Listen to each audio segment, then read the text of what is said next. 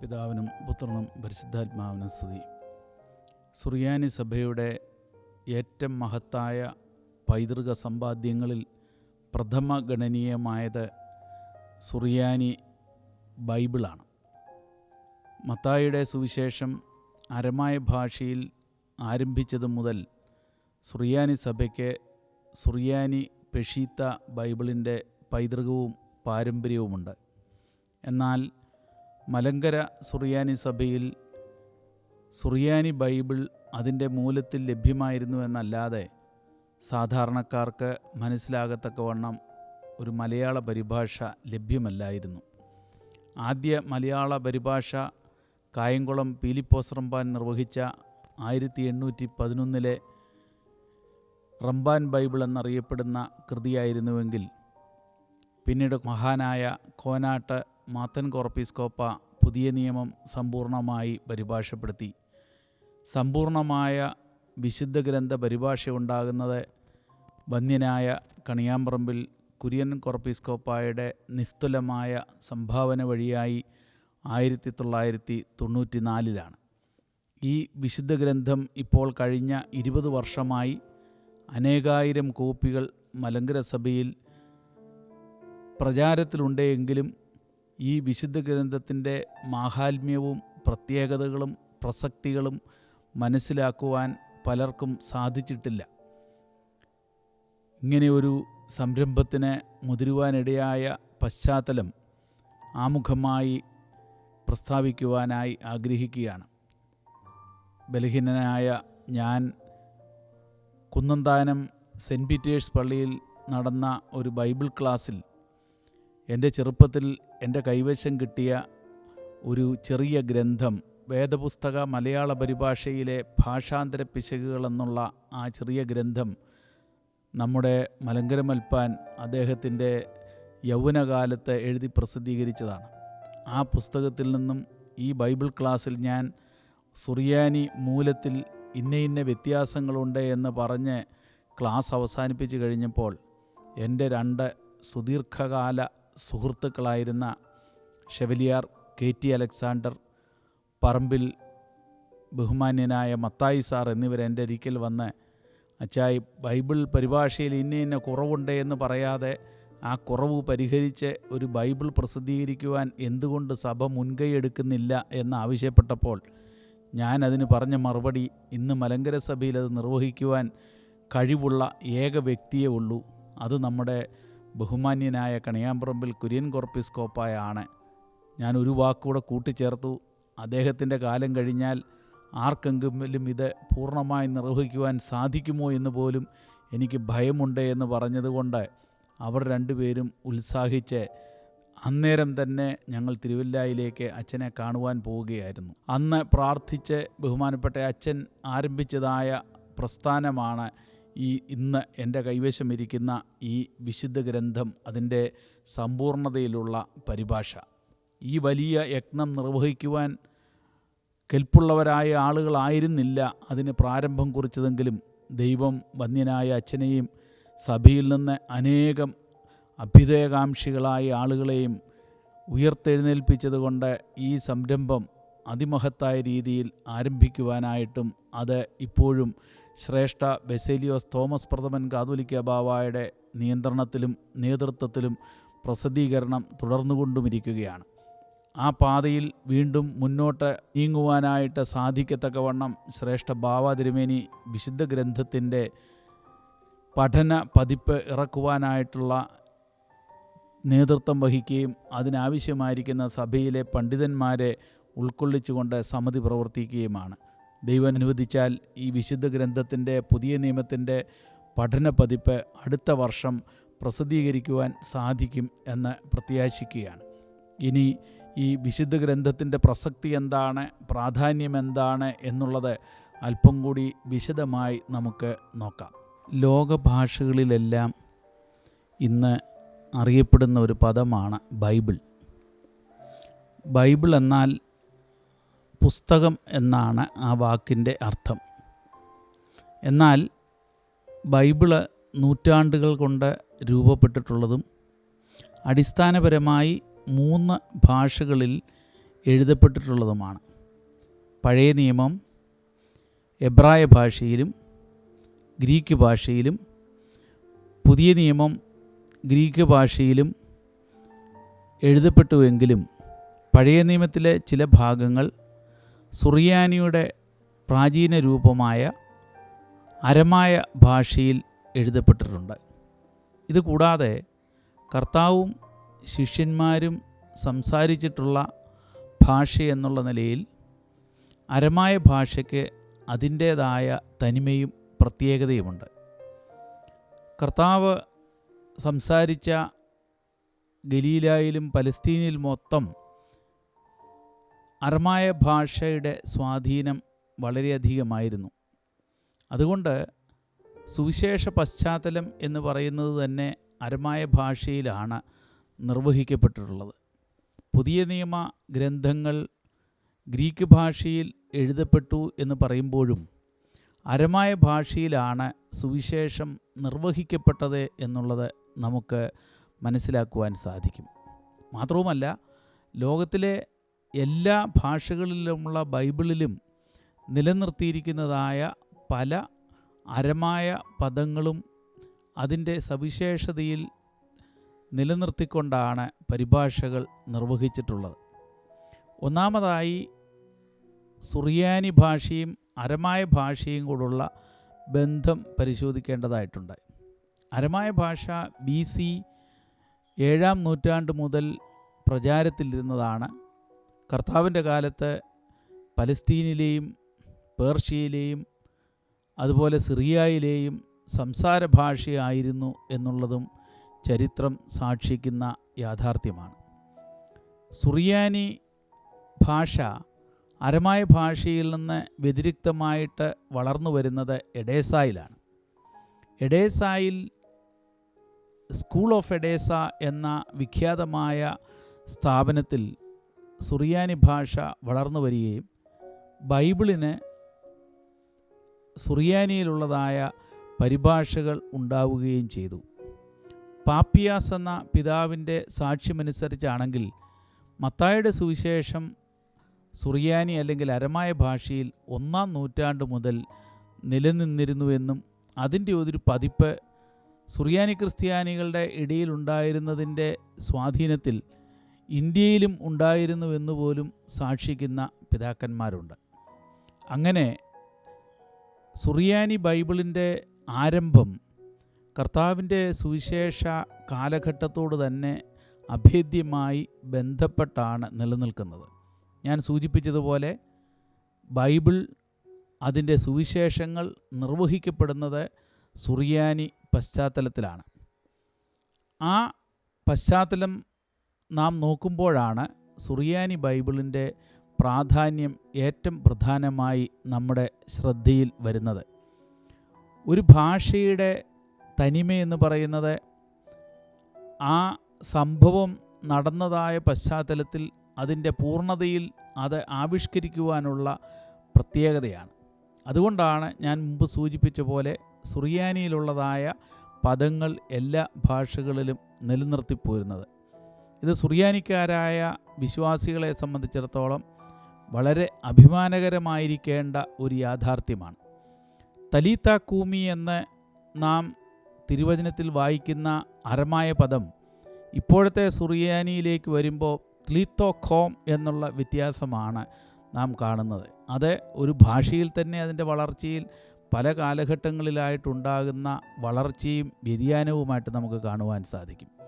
സുറിയാനി ഭാഷ അതിൻ്റെ തനിമയിൽ വികസിക്കുന്നത് എഡേസായിലാണ്. എഡേസായിൽ സുറിയാനി ഭാഷ വികസിക്കുകയും അത് ഗ്രീക്കിൽ നിന്ന് വവൽ സ്വീകരിച്ചുകൊണ്ട് അതിന് ഉച്ചാരണ കൃത്യത വരുത്തുകയും ഒക്കെ ചെയ്തു. എന്നാൽ 5-ാം നൂറ്റാണ്ടിലെ നെസ്തോറിയ വേർപിരിയലിൻ്റെ കാലഘട്ടത്തിൽ സുറിയാനിയുടെ മറ്റൊരു ശാഖയായ ഈസ്റ്റേൺ സിറിയക്ക് നെസ്തോറിയൻ പശ്ചാത്തലമുള്ള പേർഷ്യൻ സഭയിൽ വളർന്നു. അവിടെ ആ വ്യത്യസ്തതയിൽ വളർന്ന സുറിയാനി ഭാഷയിൽ നിന്ന് വ്യത്യസ്തമായി സുറിയാനി സഭയുടെ പാരമ്പര്യത്തിൽ ബൈബിളും മറ്റു കാര്യങ്ങളും ആരാധനകളും എല്ലാം വളർന്നു വരികയുണ്ടായി. ഈ വിഷയത്തിൻ്റെ പശ്ചാത്തലത്തിൽ നാം പ്രധാനമായിട്ട് നോക്കാനുള്ളത് സുറിയാനി പാരമ്പര്യത്തിലെ ബൈബിളിൻ്റെ ചരിത്രം എന്നുള്ളതാണ്. ഞാൻ മുമ്പ് സൂചിപ്പിച്ചതുപോലെ സുവിശേഷങ്ങളിലെ മത്തായിയുടെ സുവിശേഷത്തിൻ്റെ പ്രാരംഭം മുതൽ ക്രമാനുഗതമായ വളർച്ച നമുക്ക് സുറിയാനി ബൈബിളിൻ്റെ ചരിത്രത്തിൽ കാണുവാനായിട്ട് സാധിക്കും. ആദ്യമായി അറിയപ്പെടുന്നത് പെഷീത്ത ബൈബിളിനെ സംബന്ധിച്ചാണ്. അത് പഴയ നിയമത്തിൻ്റെ പെഷീത്ത പരിഭാഷ നിലനിൽക്കുന്നതും അത് പിന്നീട് ക്രമാനുഗതമായ വളർച്ചയുടെ ഭാഗമായി ബൈബിൾ മുഴുവനായി പെഷീത്ത എന്നുള്ള അറിയപ്പെടുന്ന ഭാഷയിൽ വളരുകയുമുണ്ടായി. പെഷീത്ത എന്ന് പറയുമ്പോൾ ഓർഡിനറി, സിമ്പിൾ എന്നൊക്കെയാണ് ആ വാക്കിൻ്റെ അർത്ഥം, ലളിതം, നേരായിട്ടുള്ളത് എന്നൊക്കെ. ഇതിങ്ങനെ പേര് വരാനുള്ള കാരണം പ്രധാനമായിട്ട് രണ്ടാണ്. ഒന്നാമതായിട്ട് ഒറിഗൻ ബൈബിളിനെ വളരെ പ്രസിദ്ധമായ ഒരു 6 കോളം ബൈബിൾ രേഖപ്പെടുത്തുകയുണ്ടായി. അതിനെ ഹെക്സാപ്ല എന്നാണ് പറയുന്നത്. ഹെക്സാപ്ലായിൽ ഹീബ്രു ഭാഷയിലുള്ളതും ഹീബ്രു ഭാഷയിൽ എഴുതപ്പെട്ട ട്രാൻസ്ലിറ്ററേഷൻ ഗ്രീക്കിൻ്റെയും അതുപോലെ ഗ്രീക്കിലെ ഇതര പരിഭാഷകളുടെയും ഒക്കെ കോളങ്ങൾ ഇങ്ങനെ 6 കോളങ്ങളിലായിട്ട് നിർവഹിക്കപ്പെട്ടതാണ്. ഈ ഹെക്സാപ്ല പോലെയുള്ള കോംപ്ലിക്കേറ്റഡ് ആയിട്ടല്ലാത്ത ലളിതമായ നേരെ ആളുകൾക്ക് അർത്ഥം മനസ്സിലാകത്തക്കവണ്ണമുള്ളതായ പരിഭാഷ എന്നുള്ള അർത്ഥത്തിലാണ് പെഷീത്ത ബൈബിൾ എന്ന രീതിയിൽ ബൈബിളിൻ്റെ വികാസം ഉണ്ടാകുന്നത്. ഇനി മറ്റൊരു പശ്ചാത്തലത്തിൽ നോക്കുമ്പോൾ 4 സുവിശേഷങ്ങൾ സുറിയാനിയിൽ പ്രചരിച്ചിരുന്നു. അതിന് സാങ്കേതികമായി പറയുന്നത് ഓൾഡ് സിറിയക് ഗോസ്പൽസ് എന്നാണ്. സുവിശേഷ വളർച്ചയിൽ ആദ്യമായിട്ട് സഭയിൽ ഉണ്ടാകുന്നത് ഈ പ്രത്യേക അല്ലെങ്കിൽ വ്യതിരിക്ത 4 സുവിശേഷങ്ങളാണ്. അത് സുറിയാനി സഭയിൽ വ്യാപകമായി ഉപയോഗിച്ചിരുന്ന കാലത്താണ് 2-ാം നൂറ്റാണ്ടിൻ്റെ അവസാനത്തോടുകൂടി എഡേസാക്കാരനായ ടാസിയൻ എന്നറിയപ്പെടുന്ന ഒരു പണ്ഡിതൻ, അദ്ദേഹം റോമിലും മറ്റ് സ്ഥലങ്ങളിലുമൊക്കെ സഞ്ചരിക്കുകയും വളരെയധികം ഗ്രീക്ക് ഭാഷയിലും സുറിയാനി ഭാഷയിലും എല്ലാം വ്യുൽപ്പത്തി നേടുകയും ചെയ്ത ഒരു പണ്ഡിതനായിരുന്നു. അദ്ദേഹം ഈ 4 വ്യതിരിക്ത സുവിശേഷങ്ങൾ സമാഹരിച്ചുകൊണ്ട് ഒരു സമഞ്ജസമായ ഒരു സങ്കലനം സുവിശേഷങ്ങൾക്ക് നടത്തി. അതിന് സുവിശേഷ സങ്കലനം എന്നർത്ഥമുള്ള ദിയാറ്റെസറോൺ എന്നാണ് അറിയപ്പെടുന്നത്. അതായത് 4 സുവിശേഷങ്ങളും ഒരു പുസ്തകത്തിലായിട്ട് ക്രമാനുഗതമായി വംശാവലി ഉപേക്ഷിച്ച് സുവിശേഷങ്ങളുടെ 4ൻ്റെയും അന്തരസത്ത ഉൾക്കൊണ്ടുകൊണ്ട് 55 അധ്യായങ്ങളിലായി ദിയാറ്റെസറോൺ എന്ന സുവിശേഷ സങ്കലനം അദ്ദേഹം തയ്യാറാക്കി. ഈ സുവിശേഷ സങ്കലനം എന്ന ദിയാറ്റെസറോൺ സുറിയാനി സഭയിൽ ഉടനീളം വ്യാപിക്കുകയും മുമ്പ് ഞാൻ സൂചിപ്പിച്ച ഓൾഡ് സിറിയക് ഗോസ്പൽ സഭയിൽ നിന്ന് മറയപ്പെട്ട വിധത്തിലുള്ളതായ സ്വാധീനമുണ്ടാകുകയും ചെയ്തു. ദിയാറ്റെസറോൻ്റെ സ്വാധീനത്തെക്കുറിച്ച് സൂചിപ്പിക്കുവാൻ ഒന്നാമതായിട്ട് നാം ഓർക്കേണ്ട യാഥാർത്ഥ്യം മോർ അപ്രേം, സുറിയാനിക്കാരനായ മോർ അപ്രേം ദിയാറ്റെസറോണ് വ്യാഖ്യാനം എഴുതി എന്നുള്ളതാണ്. സുറിയാനി സഭയിൽ ഇതിന് എത്രമാത്രം സ്വീകാര്യതയുണ്ടെന്നുള്ളതിൻ്റെ തെളിവാണിതെങ്കിൽ ഈ ദിയാറ്റെസറോണിൻ്റെ അർമീനിയൻ ഭാഷയിലുള്ള പരിഭാഷയും ഉണ്ടായി. അപ്പോൾ സുറിയാനി സഭയിൽ മാത്രമല്ല, സുറിയാനി സഭയുടെ സീമകൾക്കപ്പുറമായി അർമീനിയൻ സഭയിൽ പോലും ദിയാറ്റെസറോണിൻ്റെ സ്വാധീനം വർദ്ധിക്കുകയുണ്ടായി. എന്നാൽ ടാസിയനെ സംബന്ധിച്ചിടത്തോളം അദ്ദേഹം ചില വേദവിപരീത സമൂഹങ്ങളുമായിട്ട് പിന്നീട് കൂട്ടുകെട്ടുണ്ടാക്കി. അതുകൂടാതെ പ്രത്യേക വ്യതിരിക്ത സുവിശേഷങ്ങളുടെ ആ പ്രാധാന്യം കുറയത്തക്ക രീതിയിലുള്ളതായ വ്യാപകത്വം ഈ ദിയാറ്റെസറോണ് ലഭിച്ചപ്പോൾ ചില സഭാപിതാക്കന്മാർ അതിന് എതിരായിട്ട് പ്രവർത്തിക്കുകയും, പ്രത്യേകിച്ച് റാബൂള എന്ന പേരുള്ള ഒരു പിതാവ്, അദ്ദേഹം പേർഷ്യയിലെ സുറിയാനി സഭയുടെ അധ്യക്ഷനായിരുന്നു. അദ്ദേഹം ശക്തമായി ദിയാറ്റെസറോണ് എതിരായിട്ട് പ്രവർത്തിക്കുകയും സഭയിൽ വീണ്ടും 4 സുവിശേഷങ്ങൾ നടപ്പിലാക്കുകയും ചെയ്തു. എന്നാൽ സുറിയാനി സഭയിൽ ഇന്നും ദിയാറ്റെസറോണ് തുല്യമായ വായനാഭാഗങ്ങൾ ക്രമപ്പെടുത്തിയിട്ടുണ്ട്. അങ്ങനെ 4 സുവിശേഷങ്ങൾ നമ്മളെ സങ്കലനത്തോടു കൂടിയ വായനകൾ നമുക്ക് ലളിതമായി മാമോദീസായുടെ ശുശ്രൂഷയിൽ കാണാൻ സാധിക്കും. അതുപോലെ കഷ്ടാനുഭവാഴ്ചയിലെ ശുശ്രൂഷകളിൽ നമുക്ക് കാണുവാനായിട്ട് സാധിക്കും. എന്നാൽ അത് ദിയാറ്റെസറോണിൻ്റെ സമ്പൂർണമായ ഒരു സ്വീകരണമല്ല നടത്തിയിട്ടുള്ളത്. അതേ പാറ്റേണിൽ ആണ് ഈ സുവിശേഷ സങ്കലനം സഭാ കലണ്ടറിൽ നിർവഹിച്ചിട്ടുള്ളത്. AD 410 സഭയ്ക്ക് ഒരു കലണ്ടറുണ്ടായി. ആ കലണ്ടറൊക്കെ ഉണ്ടാകുന്ന സമയത്ത് ആണ്ടടക്കമുള്ള വായനകളുടെ ക്രമീകരണങ്ങളൊക്കെ സുറിയാനി സഭയിൽ ഉണ്ടാവുകയും, ഇതുകൂടാതെ ആദ്യകാലങ്ങളിൽ സുവിശേഷങ്ങൾക്ക് അതിൻ്റെ അധ്യായ തിരിവോ വാക്യം തിരിവോ ഇല്ലായിരുന്നു. പിന്നീട് സുറിയാനി സഭയിലെ ചില പിതാക്കന്മാരാദ്യമായി അങ്ങനെയുള്ളതായ ആ വിഭജനങ്ങൾ സുവിശേഷങ്ങൾക്ക് നൽകുകയുണ്ടായി. ഇതോടൊപ്പം സുവിശേഷത്തിൻ്റെ സുറിയാനി പുതിയ നിയമത്തിൻ്റെ വളർച്ചയുടെ മറ്റൊരു ഘട്ടത്തിലേക്ക് നാം കടക്കേണ്ടതായിട്ടുണ്ട്. അതിൽ സുപ്രധാനമായ പേര് വഹിക്കേണ്ട ഒരാളാണ് മാബൂഗിലെ മാർ പീലക്സിനോസ്. അദ്ദേഹത്തിൻ്റെ സെക്രട്ടറി കൂടിയായിരുന്ന പോളികാർപ്പോസ് കോർപ്പിസ്കോപ്പായുടെ നേതൃത്വത്തിൽ പുതിയ നിയമത്തിൻ്റെ സമ്പൂർണമായ ഒരു പരിഷ്കരണം നടത്തുകയുണ്ടായി. ആ പരിഷ്കരണത്തിലൂടെ സുറിയാനി ബൈബിളിന് വളരെ പ്രാധാന്യമേറിയതായ പരിഷ്കരണങ്ങൾ വരുത്തുവാൻ അദ്ദേഹത്തിന് സാധിച്ചു. അതുപോലെ അന്ത്യോക്യ പാത്രിക്കീസായിരുന്ന അത്താനാസ്യോസിൻ്റെ നിയോഗപ്രകാരം തെല്ലായിലെ പോൾ എന്ന് പറയുന്ന ഒരു പിതാവും സുറിയാനി ബൈബിളും ഗ്രീക്ക് ബൈബിളും കൂടെ താരതമ്യപ്പെടുത്തിക്കൊണ്ട് പഠനങ്ങൾ നിർവഹിക്കുകയുണ്ടായി. ഇതുകൂടാതെ ഇതിനോടൊപ്പം തന്നെ പെഷീത്തായുടെ ക്രമാനുഗതമായ വളർച്ചയും നമുക്ക് കാണുവാനായിട്ട് സാധിക്കും. ഈ പെഷീത്ത ഒരു വ്യക്തിയോടുള്ള കടപ്പാടെന്നുള്ള നിലയിലല്ല അതിൻ്റെ രചന നിർവഹിക്കപ്പെട്ടുള്ളത്. തലമുറകളിലൂടെ അനേകം പിതാക്കന്മാരുടെ സംഭാവനകളിലൂടെയാണ് പെഷീത്ത വളർന്നു വരുന്നത്.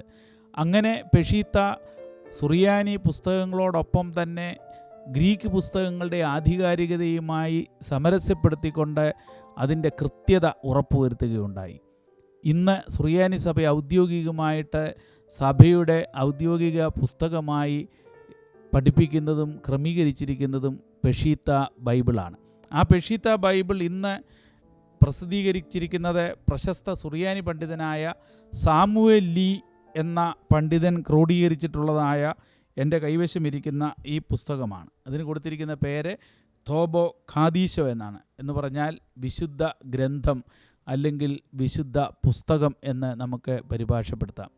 ഈ പുസ്തകം യാക്കോബ് തൃതീയൻ പാത്രിയർക്കീസ് ബാവായുടെ ആമുഖ കൽപ്പനയോടുകൂടിയാണ് പ്രിൻ്റ് ചെയ്ത് പ്രസിദ്ധീകരിച്ചിരിക്കുന്നത്. നമ്മുടെ വന്യനായ കണിയാമ്പറമ്പിൽ കുര്യൻ കോർപ്പിസ്കോപ്പ ഈ പുസ്തകം ഉപയോഗിച്ചുകൊണ്ടാണ് മലയാളത്തിലേക്ക് വിശുദ്ധ ഗ്രന്ഥത്തിൻ്റെ പരിഭാഷ നിർവഹിക്കപ്പെട്ടിട്ടുള്ളത്. ഇന്ന് സുറിയാനി സഭ ലോകത്തെ എല്ലാ സ്ഥലങ്ങളിലും ഔദ്യോഗികമായി സ്വീകരിച്ചിട്ടുള്ള ബൈബിൾ ഇതുതന്നെയാണ്. ഈ ബൈബിളിൽ പ്രധാനമായും 3 ഭാഗങ്ങൾ അടങ്ങുന്നു. 1 പഴയ നിയമം, 2 പുതിയ നിയമം. ഇതുകൂടാതെ പഴയ നിയമത്തിനും പുതിയ നിയമത്തിനും ഇടയിലായി ഇൻ്റർ ടെസ്റ്റമെൻ്റൽ ബുക്സ് എന്ന് പറയാവുന്ന വിധത്തിൽ അപ്പോക്രിഫ എന്ന പ്രോട്ടസ്റ്റൻ്റ് കാനോനിൽ പറയുന്നതായ ചില പുസ്തകങ്ങൾ 11 ഗ്രന്ഥങ്ങൾ കൂട്ടിച്ചേർക്കപ്പെട്ടിട്ടുണ്ട്. അത് അപ്പോക്രിഫ എന്ന പേരിൽ ഉപയോഗിക്കുവാൻ സുറിയാനി സഭ അനുവദിക്കുന്നില്ല. അതും പഴയ നിയമ ഗ്രന്ഥങ്ങൾക്ക് തുല്യമായ പ്രാധാന്യത്തോടുകൂടി ഉപയോഗിക്കണമെന്നാണ് സുറിയാനി സഭ പഠിപ്പിക്കുന്നത്. അതുകൊണ്ട് കണിയാമ്പറമ്പിൽ കുര്യൻ കോർപ്പിസ്കോപ്പ അതിന് നൽകിയിരിക്കുന്ന പരിഭാഷയിലെ ആ സെക്ഷന് കൊടുത്തിരിക്കുന്ന പേര് ഇതര കാനോനിക കൃതികൾ എന്നാണ്. ആ ഇതര കാനോനിക കൃതികളും പഴയ നിയമ കൃതികൾക്ക് തുല്യമായ പ്രാധാന്യത്തോടുകൂടി സഭ പരിഗണിക്കുന്നതും സഭ സ്വീകരിക്കുന്നതും വേദവായന കുറിപ്പിൽ ചേർത്തിട്ടുള്ളതുമാണ്. അത് പ്രൊട്ടസ്റ്റൻ്റ് കാനോൻ അനുസരിച്ച് ഗുപ്തമായ അപ്പോക്രിഫ എന്നുള്ള അർത്ഥത്തിലല്ല അത് ഉപയോഗിച്ചിരിക്കുന്നത്.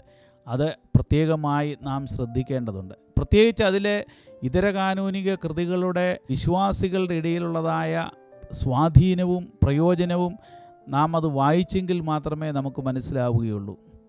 ഇവിടെ ഞാനൊരു സംഭവം നിങ്ങളോട് പറയുവാനായിട്ട് ആഗ്രഹിക്കുന്നത്, ആദ്യമായി അപ്പോക്രിഫ പുസ്തകങ്ങളെന്നറിയപ്പെടുന്ന ഇതര കാനോനിക കൃതികൾ വായിച്ച ഒരു കുടുംബം ഒരു ദിവസം എന്നെ സമീപിച്ചിട്ട് ഈ പുസ്തകത്തിൻ്റെ കുറേ കോപ്പികൾ തയ്യാറാക്കി സഭയിൽ മുഴുവനായിട്ട് വിതരണം ചെയ്യണം. വിശുദ്ധ ഗ്രന്ഥത്തിൻ്റെ പ്രസിദ്ധീകരണത്തിന് ശേഷവും നമ്മുടെ ആളുകൾ ആ പുസ്തകം വായിക്കാതിരിക്കുന്നത് കൊണ്ട് ഇതിലടങ്ങിയിരിക്കുന്നതായി നിക്ഷേപത്തെ മനസ്സിലാക്കുവാൻ അവർക്ക് സാധിക്കുന്നില്ല എന്നുള്ളത് കൊണ്ട് അവർ ഈ പുസ്തകം മാത്രമായിട്ട് അച്ചടിപ്പിക്കുകയും അതിൻ്റെ ചെലവ് പൂർണ്ണമായി സ്വയം വഹിക്കുകയും ചെയ്തിട്ട് മലങ്കര സഭയിൽ ഉടനീളം അനേകായിരം കോപ്പികൾ ഇപ്പോൾ അവർ അത് വിതരണം ചെയ്തുകൊണ്ടിരിക്കുകയാണ്. ഒരിക്കലെങ്കിലും ഇതര കാനോനിക കൃതികൾ വായിക്കുന്നവർക്ക് അതിൻ്റെ മഹത്വവും മാഹാത്മ്യവും തിരിച്ചറിയുവാനായിട്ട് സാധിക്കും. വ്യക്തിജീവിതത്തിൽ ഇത്രയധികം സ്വാധീനം ചെയ്യുന്നതായ ആ പുസ്തകങ്ങൾ സുറിയാനിക്കാർ വായിക്കാതെ അവഗണിക്കുന്നു എന്നുള്ളത് നിർഭാഗ്യകരമാണ്.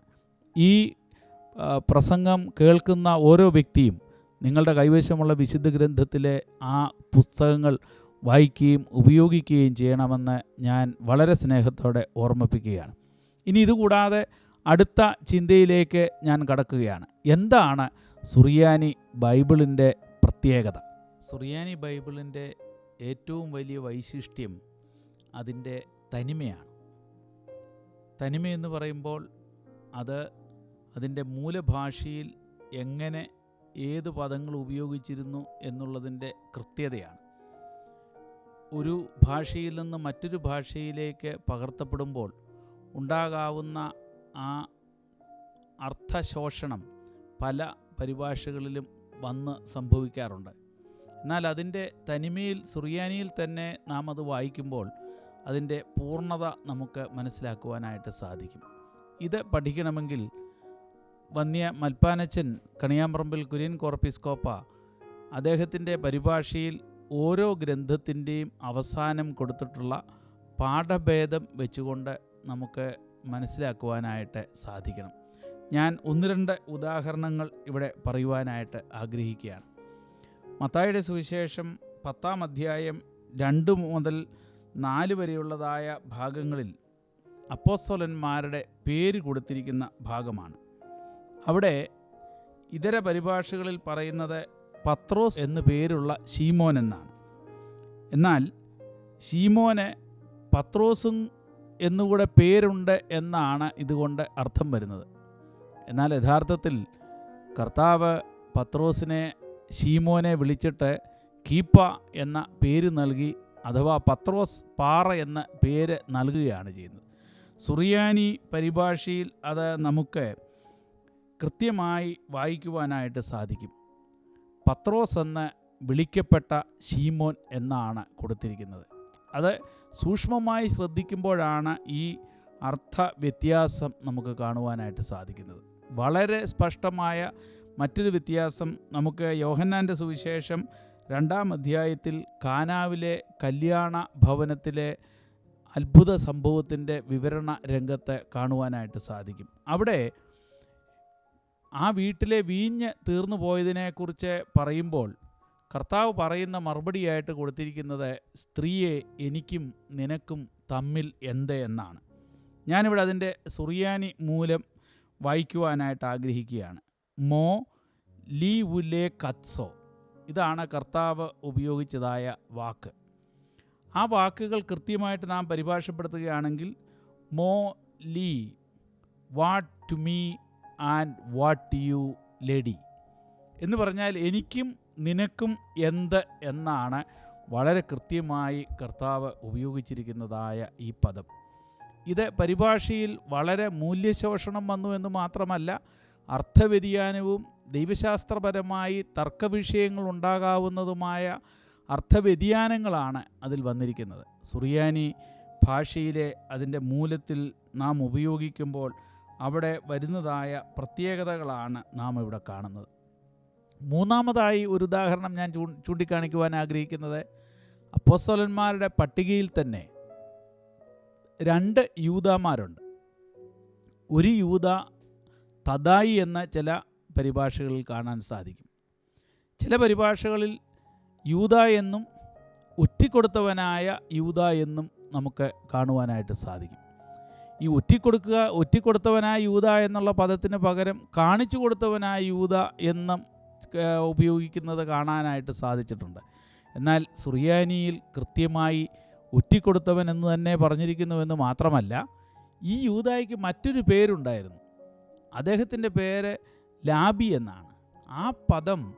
ആ പേര് സുറിയാനി പെഷീത്തായിൽ മാത്രമായിട്ട് നമുക്ക് കാണാവുന്നതാണ്.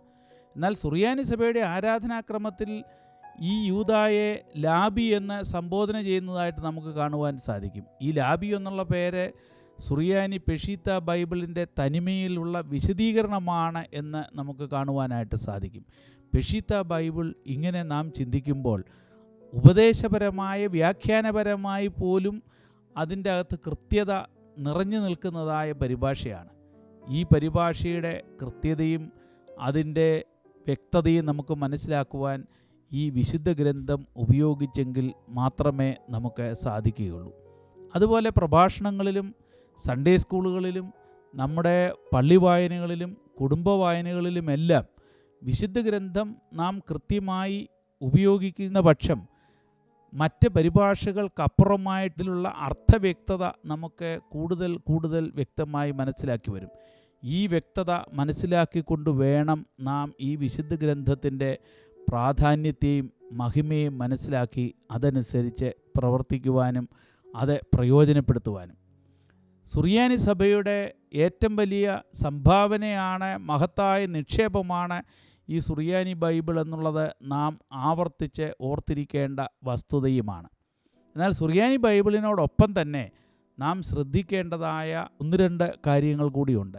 ഇതിൻ്റെ വാക്യഘടനകളിലും അധ്യായ ഘടനകളിലും വേദപുസ്തകത്തിലെ പുസ്തക ഓർഡറിലും ചില വ്യത്യാസങ്ങൾ നമുക്ക് കാണുവാൻ സാധിക്കും. 3 സഭാ പാരമ്പര്യങ്ങളിലാണ് ബൈബിളിൻ്റെ പല പതിപ്പുകൾ നാം കാണുന്നത്. ഒന്നാമതായിട്ട് നാം കേൾക്കുന്ന നമ്മുടെ സുറിയാനി പെഷീത്ത ബൈബിൾ, രണ്ടാമതായിട്ട് പ്രൊട്ടസ്റ്റൻ്റ് ബൈബിൾ, മൂന്നാമതായിട്ട് കത്തോലിക്ക ബൈബിൾ. സുറിയാനി പെഷീത്ത ബൈബിളുമായി ഏറ്റവും അടുത്ത് നിൽക്കുന്നത് കത്തോലിക്ക ബൈബിളാണ് എന്നുള്ളത് ഞാൻ പറയാതെ നിങ്ങൾക്കറിയാം. എന്നാൽ അവിടെ ഉപയോഗിച്ചിരിക്കുന്ന ആ പുസ്തക ഓർഡറിൽ നിന്ന് വ്യത്യസ്തമാണ് സുറിയാനി സഭയുടെ ഓർഡർ. അതുകൊണ്ട് കത്തോലിക്ക ബൈബിളിൽ നമുക്ക് കാണുവാൻ സാധിക്കുന്നത് ഇതര കാനോനിക കൃതികൾ മറ്റ് കൃതികളോടൊപ്പമായിട്ടാണ് ചേർത്തിരിക്കുന്നത്. അതൊരു വ്യത്യാസം. അതുകൂടാതെ പുസ്തകങ്ങളുടെ പട്ടികയിലും അവിടെ നമുക്ക് വ്യത്യാസങ്ങൾ കാണുവാനായിട്ട് സാധിക്കും. അതിൻ്റെ സൂക്ഷ്മതകളിലേക്ക് കടക്കുവാനായിട്ട് ഞാൻ ആഗ്രഹിക്കുന്നില്ല. എന്നാൽ സുറിയാനി ബൈബിൾ ഉപയോഗിക്കുന്ന ആളുകൾക്ക് അതിൻ്റെ വ്യത്യാസങ്ങൾ മനസ്സിലാക്കണം. അതിൻ്റെ അകത്ത് historical arrangement of the order of the books ആണ് നമുക്ക് കാണുവാൻ സാധിക്കുന്നത്. ചരിത്രപരമായ പുസ്തകങ്ങളുടെ പട്ടികയാണ് അവിടെ കൊടുത്തിരിക്കുന്നത്. പഞ്ചഗ്രന്ഥങ്ങൾ കഴിഞ്ഞാൽ ഇയ്യോബ്, അങ്ങനെയുള്ളതായ ആ വ്യത്യാസങ്ങൾ ഉപയോഗിക്കുമ്പോൾ അത് പ്രത്യേകം ശ്രദ്ധിച്ച് മനസ്സിലാക്കുകയും സുറിയാനി വിശുദ്ധ ഗ്രന്ഥത്തിൽ അത് ഏത് ഭാഗത്താണ് വരുന്നത് എന്നുള്ളതും നാം ശ്രദ്ധാപൂർവം മനസ്സിലാക്കേണ്ടതായിട്ടുണ്ട്. അതുപോലെ തന്നെ സങ്കീർത്തനങ്ങളിൽ ചില പ്രകടമായ മാറ്റങ്ങൾ നമുക്ക് കാണുവാനായിട്ട് സാധിക്കും. അതും നാം പ്രത്യേകം ശ്രദ്ധിക്കേണ്ടതായിട്ടുണ്ട്. സുറിയാനി ബൈബിളിലെ 114 സങ്കീർത്തനവും 115 സങ്കീർത്തനവും ഒരു അധ്യായമായിട്ട് 114 അധ്യായമായിട്ടാണ് കൊടുത്തിരിക്കുന്നത്. അതുകൊണ്ട് 114 മുതൽ മുന്നോട്ട് വരുന്നതായ ഓരോ അധ്യായവും ബൈബിൾ സൊസൈറ്റിയുടെ ബൈബിളിൻ്റെ അധ്യായ ഘടനയ്ക്ക് വ്യത്യസ്തമായിട്ട് ഒന്ന് പിറകിലായിട്ട് വരും. അതായത് 116 എന്നുള്ളത് 115, 119 എന്നുള്ളത് 118 ആയിട്ട് വരും. ആ രീതിയിൽ മുന്നോട്ട് പോയി കഴിയുമ്പോൾ വീണ്ടും 147 എത്തുന്ന സമയത്ത് അവിടെ വീണ്ടും 147 അധ്യായം 2 നമുക്ക് കാണുവാൻ സാധിക്കും. അങ്ങനെ അധ്യായങ്ങളുടെ വ്യത്യസ്തത നാം കാണുന്നത് അതിൻ്റെ നമ്പറിങ്ങിൽ മാത്രമാണ്. അതിൻ്റെ വാക്യത്തിലോ വാക്യഘടനയിലോ അർത്ഥത്തിലോ യാതൊരു വ്യത്യാസവും വരുന്നില്ല എന്ന് മാത്രമല്ല, 148 മുതൽ 150 വരെയുള്ളതായ ആ അധ്യായങ്ങൾ വീണ്ടും ബൈബിൾ സൊസൈറ്റിയുടെ അതേ അധ്യായ ഘടനയോട് ചേർന്ന് പോവുകയാണ്. ഇങ്ങനെ വളരെ സൂക്ഷ്മമായ ചില ഘടനാപരമായ ചില വ്യത്യാസങ്ങൾ വിശുദ്ധ ഗ്രന്ഥത്തിലുള്ളത് വളരെ പ്രയാസകരമായിട്ടുള്ളതാണ് എന്ന് തോന്നേണ്ടതില്ല. അത് സുറിയാനി ബൈബിളിൻ്റെ മാത്രം പ്രത്യേകതയല്ല, അത് എബ്രായ ബൈബിൾ പാരമ്പര്യത്തിലുമുള്ള വ്യത്യസ്തതയാണ് എന്നുള്ളത് സെപ്റ്റുവജിൻ്റ് എഡിഷൻ്റെ ഏറ്റവും ആധുനിക ഇംഗ്ലീഷ് വിവർത്തനമായ ഓർത്തഡോക്സ് സ്റ്റഡി ബൈബിളൊക്കെ നോക്കുന്നവർക്ക് അത് മനസ്സിലാക്കുവാനായിട്ട് സാധിക്കും. അവിടെ മറോട്ടിക് ടെക്സ്റ്റും അതുപോലെ സെപ്റ്റുവജിൻ്റ് ടെക്സ്റ്റും തമ്മിലുള്ളതായ വ്യത്യാസങ്ങളുടെ അടിസ്ഥാനത്തിൽ ചില അധ്യായ ഘടനയിലെ വ്യത്യാസങ്ങൾ ബ്രാക്കറ്റിൽ കൊടുത്തിരിക്കുന്നത് നമുക്ക് കാണുവാനായിട്ട് സാധിക്കും. സുറിയാനി ബൈബിൾ ഈ ചില ഘടനാപരമായ ചില വ്യത്യസ്തതകൾ ഉള്ളത് കൊണ്ട് അത് ഏതോ വളരെ വ്യത്യസ്തമായിട്ടുള്ളതാണ് എന്നും ഇതര കാനൂനികൾ കൃതികൾ ചേർത്തിട്ടുള്ളതുകൊണ്ട് കണിയാമ്പറമ്പിലച്ചൻ ബൈബിളിൽ ഇല്ലാത്ത എന്തൊക്കെയോ അതിൻ്റെ അകത്ത് കൂടുതൽ ചേർത്തിട്ടുണ്ട് എന്നുള്ളതായ തെറ്റിദ്ധാരണകൾ ഉണ്ടാകാതിരിക്കുവാൻ വേണ്ടിയാണ് ഞാനിതിവിടെ വിശദീകരിക്കുന്നത്. കത്തോലിക്ക ബൈബിളിലുള്ള ആ ഇതര കാനൂനിക കൃതികൾ മാത്രമേ ഈ വിശുദ്ധ ഗ്രന്ഥത്തിലുമുള്ളൂ. അല്ലാതെ വ്യത്യസ്തമായ പുതിയ കൃതികളില്ല. ചില പേരുകളിലുള്ള വ്യത്യാസം, അല്ലെങ്കിൽ അതിൻ്റെ അധ്യായങ്ങളിലുള്ള ഘടനാപരമായിട്ടുള്ള വ്യത്യാസം, അല്ലെങ്കിൽ പുസ്തകം ചേർത്തിരിക്കുന്ന സ്ഥലത്തിൻ്റെ ചരിത്രപരമായിട്ടുള്ള സീക്വൻസിലുള്ളതായ വ്യത്യാസം, ഇങ്ങനെയുള്ള ഘടനാപരമായ ചെറിയ വ്യത്യാസങ്ങൾ ഒഴിച്ചാൽ പാരമ്പര്യമായിട്ടുള്ള ബൈബിൾ പഠന പശ്ചാത്തലത്തിൽ തികഞ്ഞ വിശ്വസ്തതയുള്ളതാണ് സുറിയാനി പെഷീത്ത ബൈബിളും അതിൻ്റെ പരിഭാഷയായ വിശുദ്ധ ഗ്രന്ഥവും. കത്തോലിക്ക സഭയിൽ തന്നെ ഈ പരിഭാഷയോട് ചേരുന്ന പെഷീത്തായുടെ പല പരിഭാഷകളും നമുക്ക് കാണുവാനായിട്ട് സാധിക്കും. സമ്പൂർണ്ണ പെഷീത്ത ബൈബിൾ അവിടെ പരിഭാഷയുണ്ട്. ലോകത്തുള്ള ബൈബിൾ പണ്ഡിതന്മാരെല്ലാം തന്നെ ഈ വലിയ പാരമ്പര്യത്തെ വളരെ പ്രാധാന്യത്തോടെ കാണുകയും സുറിയാനി ബൈബിളിൻ്റെ ആ ശ്രേഷ്ഠതരമായ പൈതൃകത്തെ ഉദ്ഘോഷിക്കുകയും ചെയ്യുന്നവരാണ് എന്നുള്ളത് സുറിയാനിക്കാരായ നമുക്ക് അഭിമാനകരമാണ്. അതോടൊപ്പം ആ വലിയ അഭിമാനം നമ്മുടെ ജീവിതത്തിൻ്റെ ഭാഗമായിട്ട് കൊണ്ടുപോകുവാനും സാധിക്കണം. ഞാൻ സാധാരണ ഈ ഭാഗം പറയുമ്പോൾ പറയാറുള്ളൊരു സംഭവമുണ്ട്. അതും പ്രിയ ശ്രോതാക്കളോട് പറയുവാനായിട്ട് ഞാൻ ആഗ്രഹിക്കുകയാണ്. പാലം പണിയുന്നതിന് മുമ്പ് തോട് കടക്കുവാൻ വള്ളം ഉപയോഗിച്ചിരുന്നു. അത് നമ്മുടെ എല്ലാ സ്ഥലങ്ങളിലും പതിവുള്ള ഒരു കാഴ്ചയാണ്. എന്നാൽ പാലം പണിതതിന് ശേഷവും ആരെങ്കിലും നിർബന്ധം പിടിക്കുകയാണ്, പാലത്തിൻ്റെ അവിടെ ചെല്ലുമ്പോൾ പണ്ട് മുതലേ ഞങ്ങൾ വള്ളത്തേലാണ് നദി കടന്നിരുന്നത്, അതുകൊണ്ട് ഇവിടെ ഇറങ്ങി ഒരു വള്ളം കണ്ടെത്തി അതിൽ അക്കര കയറിയിട്ട് വീണ്ടും ഞാൻ ബസ്സേൽ കയറിക്കോളാമെന്ന് പറയുന്ന നിർബന്ധ ബുദ്ധി പോലെയാണ് നമ്മുടെ ചില ആളുകൾ. നമുക്ക് ബൈബിൾ ഇല്ലാതിരുന്ന കാലത്ത്, സുറിയാനി ബൈബിളിൻ്റെ പരിഭാഷയില്ലാതിരുന്ന കാലത്ത്, അത് ലഭ്യമല്ലാതിരുന്ന കാലത്ത് അവൈലബിളായിരുന്ന ഏറ്റവും ഈസിയസ്റ്റ് ആയിട്ടുള്ള ആ പരിഭാഷ നമ്മൾ സ്വീകരിച്ചു പോന്നു. അത് തഴക്കത്തിൻ്റെ പേരിൽ, ആ പാരമ്പര്യത്തിൻ്റെ പേരിൽ ഇന്നും നാം പഠിച്ചു വച്ചിരിക്കുന്ന വാക്യങ്ങൾ ഓർമ്മയിൽ നിന്ന് പറയുന്നതിൻ്റെ സൗകര്യത്തിന് വേണ്ടി നാം ആ വിശുദ്ധ ഗ്രന്ഥം മാറ്റിവെച്ചിട്ട് ഇതര പരിഭാഷകൾ സ്വീകരിക്കുന്നത് ആത്മഹത്യാപരമാണ് എന്നുള്ളത് നാം പ്രത്യേകമായിട്ട് ഓർത്തിരിക്കണം. പല പഠനങ്ങളുടെയും അടിസ്ഥാനം, സഭാവിശ്വാസത്തിൻ്റെ അടിസ്ഥാനം വ്യക്തമായി മനസ്സിലാക്കുവാൻ വിശുദ്ധ ഗ്രന്ഥം നമുക്ക് ഉപകരിക്കേണ്ടതായിട്ടുണ്ട്. ഈ പൈതൃകത്തെക്കുറിച്ച് ഒരു സുറിയാനി സഭയുടെ വലിയമാർ ദീവന്നാസ്യോസ് എന്നറിയപ്പെടുന്ന മെത്രാപ്പൊലീത്ത പറഞ്ഞിട്ടുള്ള ഒരു കാര്യം കൂടെ ശ്രോതാക്കളുമായി പങ്കിടുവാൻ ഞാൻ ആഗ്രഹിക്കുകയാണ്. വളരെ പ്രശസ്തനായ British missionary doctor Claudius Buchanan 1806 Kandanad പള്ളിയിൽ വെച്ച് മലങ്കര സഭയുടെ മഹാനായ മോർ ദീവന്നാസ്യോസിനെ സന്ദർശിക്കുകയുണ്ടായി. അവിടെ വെച്ച് ബുക്കാനൻ സുറിയാനി സഭയ്ക്ക് ചെയ്തു തരാവുന്ന ആ വലിയ സേവനങ്ങളെക്കുറിച്ച് പറയുകയും വൈദികരോടും അൽമായക്കാരോടും അന്വേഷിച്ചപ്പോൾ അവർക്ക് മതിയായ ബൈബിൾ കോപ്പികൾ ലഭ്യമല്ല എന്ന് പറയുകയും ചെയ്തു. അപ്പോൾ അങ്ങനെയുള്ള പരിഭാഷയുണ്ടെങ്കിൽ അദ്ദേഹം അത് നിർവഹിച്ചു തരാമെന്ന് പറഞ്ഞു. അതിൻ്റെ വെളിച്ചത്തിൽ സഭയിൽ നിന്ന് തയ്യാറാക്കി കൊടുത്തതാണ് ഞാൻ ആമുഖത്തിൽ പറഞ്ഞ റമ്പാൻ ബൈബിൾ. ആ റമ്പാൻ ബൈബിൾ ബുക്കാനൻ്റെ സഹായത്തോടുകൂടി 1811 ബോംബെയിൽ അച്ചടിച്ച് സുറിയാനി സഭയിൽ വിതരണം ചെയ്തു. ഈ വലിയ സംരംഭത്തിൻ്റെ പ്രാരംഭം എന്നുള്ള നിലയിൽ ബുക്കാനനുമായിട്ടുള്ള ആ കാഴ്ചയിൽ വലിയമാർ ദീവന്നാസ്യോസ് ഒരു വിലപ്പെട്ട നിക്ഷേപം ബുക്കാനന് സമ്മാനമായി കൊടുത്തു. ആ സമ്മാനം അദ്ദേഹം മോർ ദീവന്നാസ്യോസിൻ്റെ ഭാഷയിൽ പറഞ്ഞാൽ 1000 വർഷത്തോളം ഞങ്ങൾ സൂക്ഷിച്ചു വെച്ചിരുന്ന ഒരു നിധി ഇതാ നിങ്ങൾക്ക് തരുന്നു എന്ന് പറഞ്ഞു. ഈ നിധി എന്തായിരുന്നു എന്നുള്ളതാണ് ഞാൻ പറയുവാൻ ആഗ്രഹിക്കുന്ന ഏറ്റവും പ്രധാനപ്പെട്ട കാര്യം. 1199 കാലം ചെയ്ത അന്ത്യോക്യ പാത്രിക്കീസ് മിഖായേൽ റാബോയുടെ കാലത്ത് പകർത്തി എഴുതിയെന്ന് ആ പുസ്തകത്തിൽ തന്നെ രേഖപ്പെടുത്തിയിട്ടുള്ള ഒരു സുറിയാനി ബൈബിളാണ് മലങ്കര സഭയിലെ ഏറ്റവും വലിയ നിക്ഷേപമായി 1000 വർഷത്തോളം ഇവിടെ സൂക്ഷിച്ചു വെച്ചിട്ട് ക്ലോഡിയസ് ബുക്കാനന് സമ്മാനമായി കൊടുത്തുവിടുന്നത്. അത് പിന്നീട് ക്ലോഡിയസ് ബുക്കാനൻ ബ്രിട്ടീഷ് ലൈബ്രറിയിൽ ഏൽപ്പിക്കുകയും അത് വളരെ വിലപ്പെട്ട ഒരു ബൈബിൾ മാനസ്ക്രിപ്റ്റായി നമ്പറിട്ട് അവിടെ സൂക്ഷിക്കുകയും ചെയ്തിട്ടുണ്ട്. ഈ ബൈബിളിനൊരു വലിയ പ്രത്യേകതയുണ്ട്. ആ ബൈബിളിൽ പകർത്തി എഴുതിയിരിക്കുന്നത് സുറിയാനി സഭയുടെ ലക്ഷണറി ഹെഡിങ് കൊടുത്താണ്. ലക്ഷണറി ഹെഡിങ് എന്ന് പറയുമ്പോൾ ഓരോ ഞായറാഴ്ചയിലെയും വായനയുടെ ഹെഡിങ് ആണ് അവിടെ കൊടുത്തിരിക്കുന്നത്. എൻ്റെ കൈവശം ഇവിടെ ഇരിക്കുന്ന സുറിയാനി ബൈബിളിൽ നമുക്ക് ആ വിശകലനം, നമുക്ക് ഘടനയെല്ലാം നമുക്ക് കാണുവാനായിട്ട് സാധിക്കും. അതിൻ്റെ പകർപ്പായിട്ട് ബുക്കാനൻ ബൈബിൾ എന്നാണ് ഇന്ന് പണ്ഡിത ലോകത്ത് അതറിയപ്പെടുന്നത്.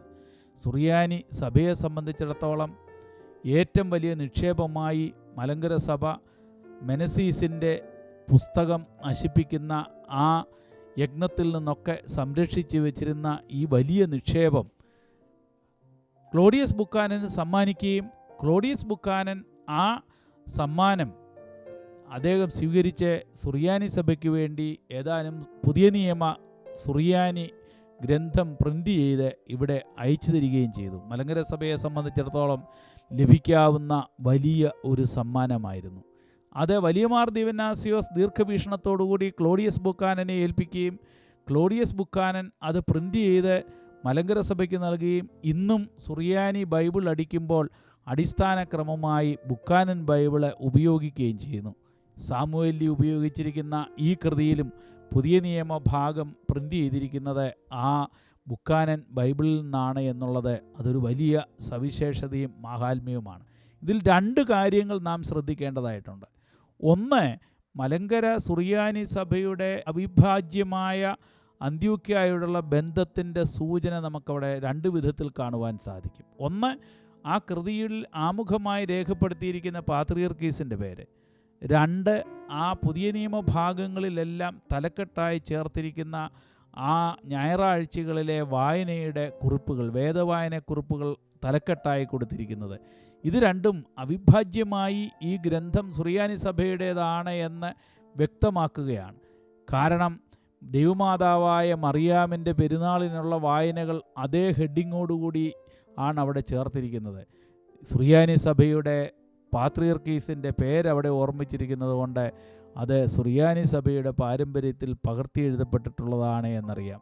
വീണ്ടും ഇത് പോർച്ചുഗീസുകാരുടെ വരവിന് ശേഷം വന്നിട്ടുള്ളതല്ല എന്ന് വലിയമാർ ദിവന്നാസിയോസിൻ്റെ 1806 സാക്ഷ്യത്തിൽ നിന്ന് നമുക്ക് മനസ്സിലാക്കുവാനായിട്ട് സാധിക്കും. അദ്ദേഹം പറഞ്ഞതായി ബുക്കാനൻ രേഖപ്പെടുത്തിയിരിക്കുന്നത് 1000 വർഷത്തോളം ഞങ്ങൾ സംരക്ഷിച്ചിട്ടുള്ളത് ഇവിടെ സൂക്ഷിക്കുന്നതിനേക്കാൾ അങ്ങയുടെ കൈവശം സൂക്ഷിക്കുന്നതാണ് നല്ലത് എന്ന് പറയുമ്പോൾ നാം ശ്രദ്ധിക്കേണ്ടതായ കാര്യം, ഇവിടെ 1599 സുറിയാനി പുസ്തകങ്ങളെല്ലാം അഗ്നിക്കിരയാക്കിയതായ സംഭവമാണ്. അങ്ങനെയുള്ള അപകടങ്ങളിൽ നിന്നും കാലാവസ്ഥയുടെ പ്രതികൂലതകളിൽ നിന്നുമെല്ലാം ഈ കൃതിയെ സംരക്ഷിക്കുവാനായിട്ട് സഭാപിതാക്കന്മാർ പരിശ്രമിച്ചു എന്നുള്ളത് ഞാൻ ഈ പശ്ചാത്തലത്തിൽ കാണുന്നത് സുറിയാനി സഭയുടെ നിക്ഷേപമായ സുറിയാനി ബൈബിൾ വായിക്കുവാനും അതിൻ്റെ തനിമയിലും വ്യക്തിത്വത്തിലും നിലനിന്നുകൊണ്ട് സഭാഘടനയിൽ വളർന്നു വരുവാനായിട്ടുള്ള പ്രചോദനവും നമുക്ക് ലഭിക്കുന്നതിന് വേണ്ടിയാണ്.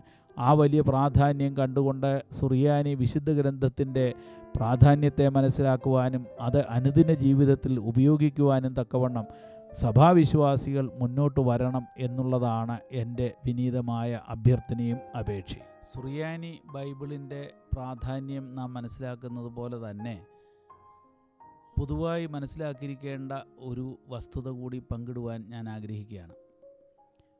ബൈബിൾ എങ്ങനെ ഇന്നത്തെ രീതിയിൽ രൂപപ്പെട്ടു വന്നു എന്നുള്ളത് ഇന്ന് പല സമൂഹങ്ങളും തെറ്റായ വ്യാഖ്യാനങ്ങളിലൂടെ പറയാറുണ്ട്.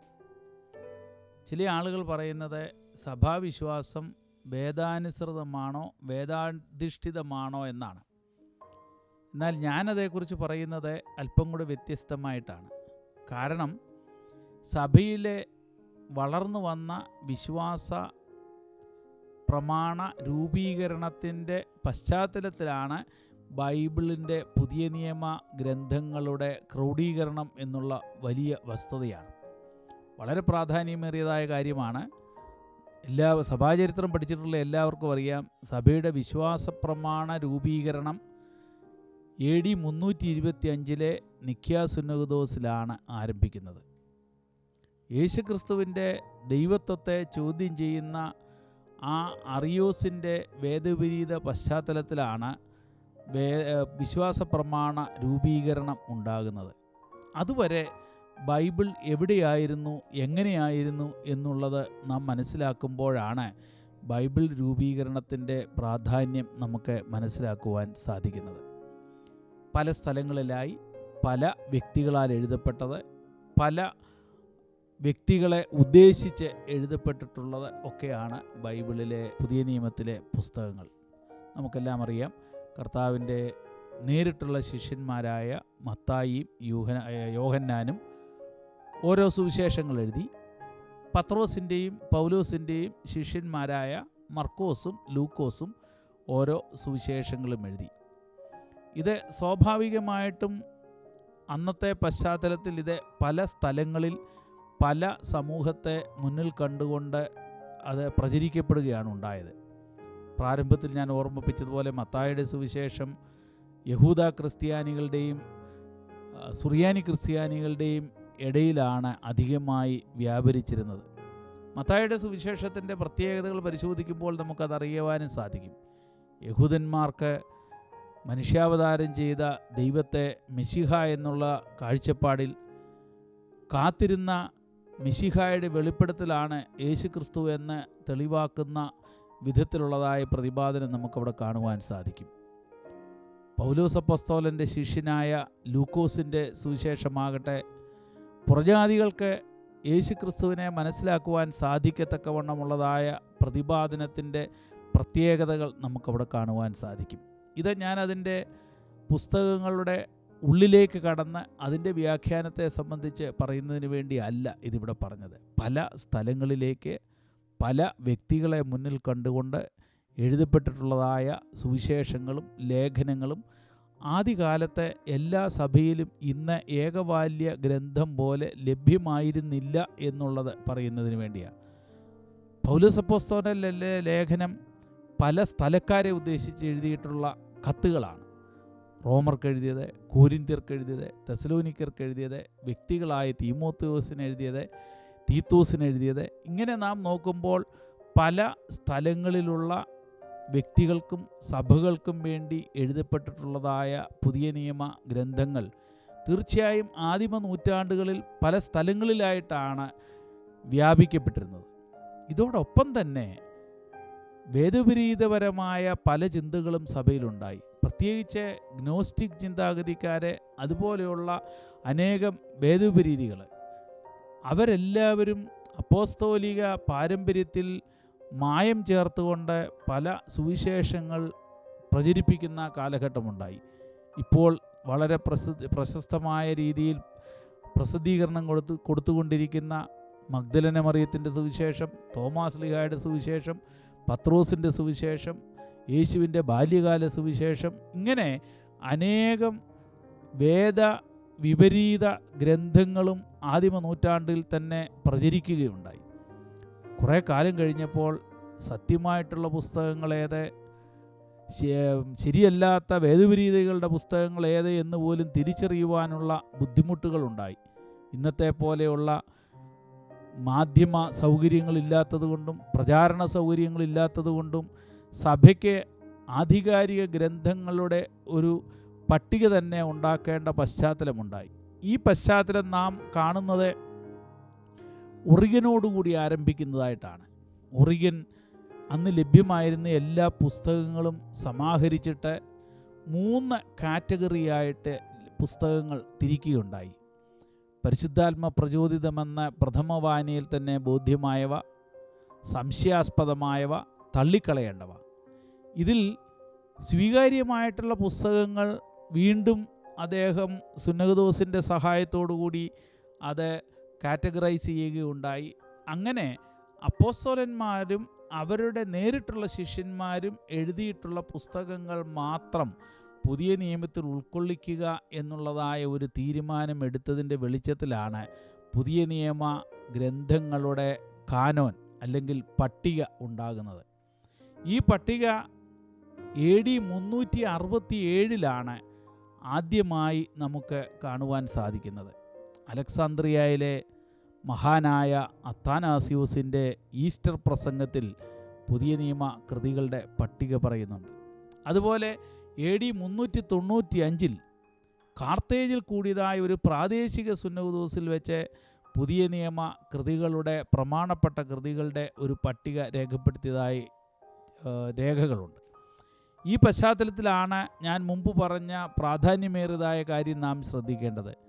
വിശ്വാസപ്രമാണ രൂപീകരണത്തിന് ശേഷം പുതിയ നിയമ ഗ്രന്ഥങ്ങളുടെ പട്ടിക രൂപീകരിക്കുമ്പോൾ വിശ്വാസത്തിന് ചേരുന്ന സഭയുടെ വിശ്വാസത്തിൻ്റെ സാക്ഷ്യത്തിൻ്റെ അനന്തരഫലമായിട്ടാണ് ഈ പുതിയ നിയമ കാനോൻ രൂപീകൃതമാകുന്നത്.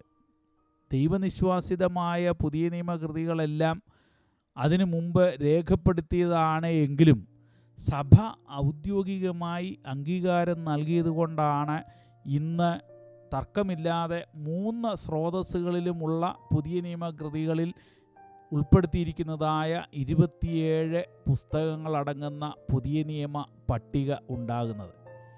ചുരുക്കത്തിൽ സഭയുടെ സാക്ഷ്യമാണ് വേദപുസ്തകം, വിശുദ്ധ ഗ്രന്ഥം എന്നുള്ളത് നാം മറക്കരുത്. സഭയിലാണ് വേദപുസ്തകം സ്ഥാപിക്കപ്പെട്ടിരിക്കുന്നത്. വേദപുസ്തകത്തിൽ സഭയല്ല സ്ഥാപിതമായിരിക്കുന്നത്. Faith of the church is not simply based on the Bible, but it is based on the Bible but not limited on the Bible.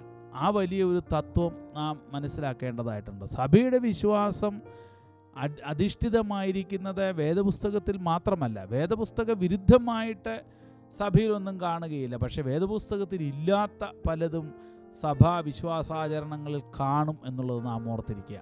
ആദിമ 4 നൂറ്റാണ്ടുകളിൽ ഇന്ന് ലഭ്യമായിരുന്നത് പോലെ സമ്പൂർണമായ വിശുദ്ധ ഗ്രന്ഥം ലഭ്യമായിരുന്നില്ല. അത് പല പ്രാവശ്യം ഇപ്പോൾ സൂചിപ്പിച്ചിട്ടുള്ളതുപോലെ സുവിശേഷങ്ങളായും ലേഖനങ്ങളായും പല സ്ഥലങ്ങളിലായും വ്യാപരിച്ചിരുന്നത് 4-5 നൂറ്റാണ്ടുകളോട് ചേർന്നാണ് സുവിശേഷം ഇന്നത്തെ പുതിയ നിയമം ഇന്നത്തെ രീതിയിൽ രൂപീകരിക്കപ്പെട്ടു വന്നിട്ടുള്ളത് എന്നുള്ളത് പ്രാധാന്യമർഹിക്കുന്നു. അത് വിസ്മരിച്ചുകൊണ്ട് വേദപുസ്തകപരമായി യാതൊരു പഠനങ്ങളുമായിട്ട് നമുക്ക് മുന്നോട്ട് പോകുവാൻ സാധിക്കുകയില്ല. സഭയുടെ സാക്ഷ്യമാണ് വേദപുസ്തകം. ആ സാക്ഷ്യമാണ് നമുക്ക് ലഭിക്കപ്പെട്ടിരിക്കുന്നത്.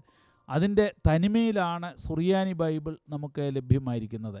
ആ തനിമയിലുള്ളതിൻ്റെ കൃത്യമായ പരിഭാഷയാണ് വിശുദ്ധ ഗ്രന്ഥത്തിൽ നാം കാണുന്നത്. ഈ വിശുദ്ധ ഗ്രന്ഥം വായിക്കുവാൻ നമുക്ക് ഈ വലിയ ചിന്തകൾ പ്രചോദനം നൽകട്ടെ എന്നാണ് എൻ്റെ പ്രാർത്ഥനയും ആശംസയും. ചുരുക്കത്തിൽ സുറിയാനി ഓർത്തഡോക്സ് സഭയുടെ ഔദ്യോഗികമായ ബൈബിളാണ് ഇന്ന് നമ്മുടെ കൈവശമുള്ള വിശുദ്ധ ഗ്രന്ഥം. ആരാധനയിലും പ്രാർത്ഥനകളിലും അതുപോലെ ഭവനങ്ങളിലും ഇന്ന് ഈ പതിപ്പ് മാത്രം ഉപയോഗിച്ചിരിക്കണമെന്നുള്ളത് സഭയുടെ ഔദ്യോഗികമായ ഉപദേശവും കൽപ്പനയുമാണ്.